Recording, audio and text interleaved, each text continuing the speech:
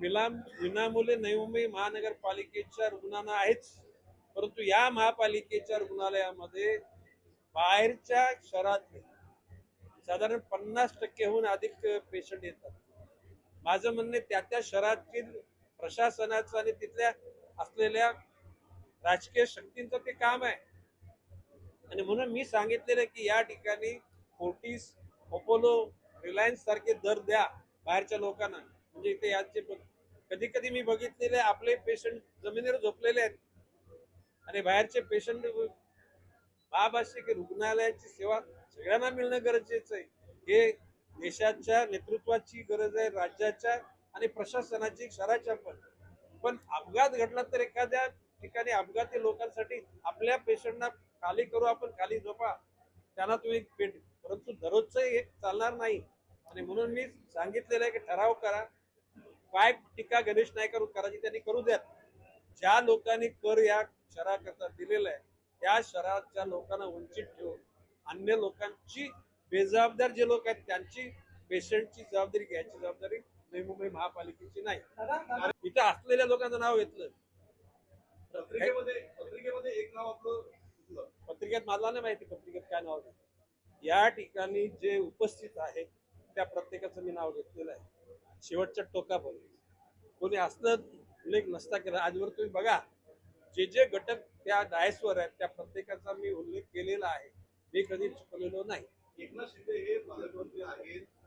हे बघा या बाबतीतलं उत्तर तुम्हाला महापौर दे. बोला महापौर.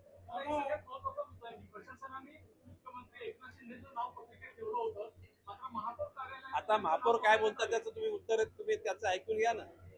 तुमच्या वादाची किनार आहे अशोक कुलकर्णी शिवसेनेमध्ये आहे. मी कुठेही कोणाचा अवमान करा हे कधीच कोणाला सांगितलं नाही. कोणाला शिवी घाला, कोणाला कानफडीत मारा, कोणासाठी कट कारस्थान करा, हे धंदे आमचे नाही. चांगल्या चांगल्या मशीनचे उद्घाटन तुमच्या हस्ते होते. एकंदरीत हे किती उपाययोजना करणार आहे, किती इफेक्टिव्ह आहे आणि सामान्य नागरिकांना यातून किती मोठा दिलासा मिळेल? हे बघा, MRI ची सोय या ठिकाणी केलेली आहे.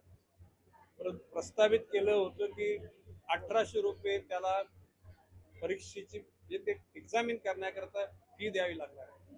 माननीय महापौरांच्या उपस्थितीत सर्व पदाधिकाऱ्यांनी सांगितले की या ठिकाणी जो रुग्ण नवी मुंबई महापालिकेचा रहिवासी आहे याच्या करता शून्य किमतीमध्ये की त्याला ट्रीटमेंट मिळाली पाहिजे. आज सकाळी शाळांमध्ये येणाऱ्या विद्यार्थ्यांचं आम्ही स्वागत केलं.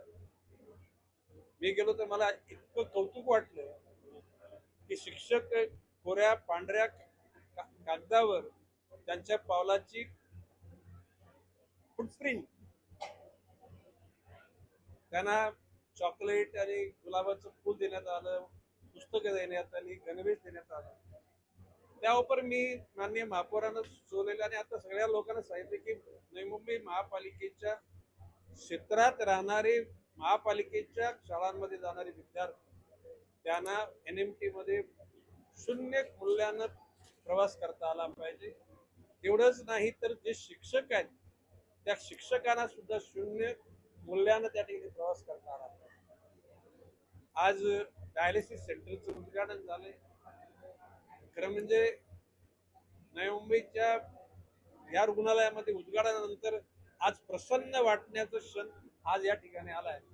त्यामध्ये महापौर आणि आरोग्य समिती सभापती, आयुक्त, इथले मुख्य वैद्यकीय अधिकारी यांचं मी कौतुक केलेलं आहे. अशाच प्रकारची सकस आणि सुरज सेवा लोकांना तुम्ही द्या जेणेकरून जनतेला दिलेल्या शब्दाप्रमाणे ते पूर्ण होईल.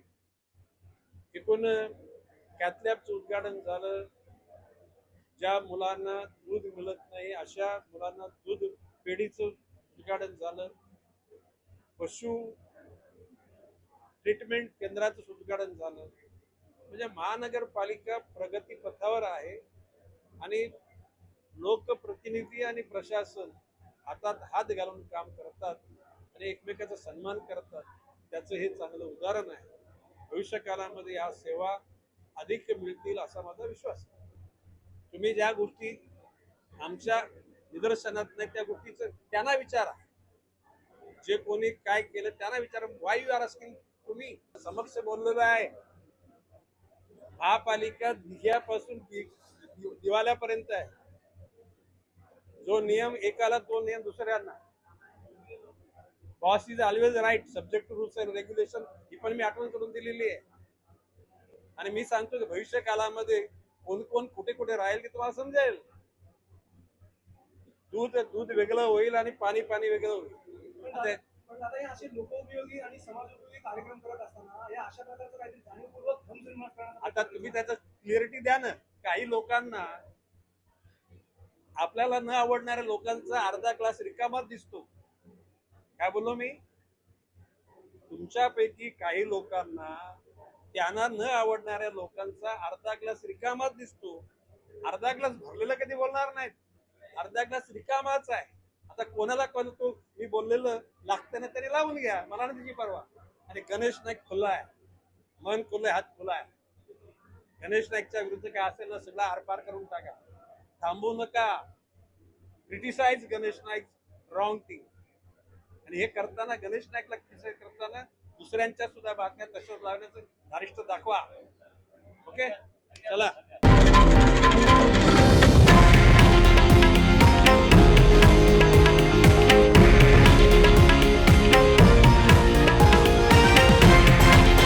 हे आहे देशातील नंबर 1 न्यूज नेटवर्क आणि आपण पाहत आहात TV9 मराठी, एकमेव.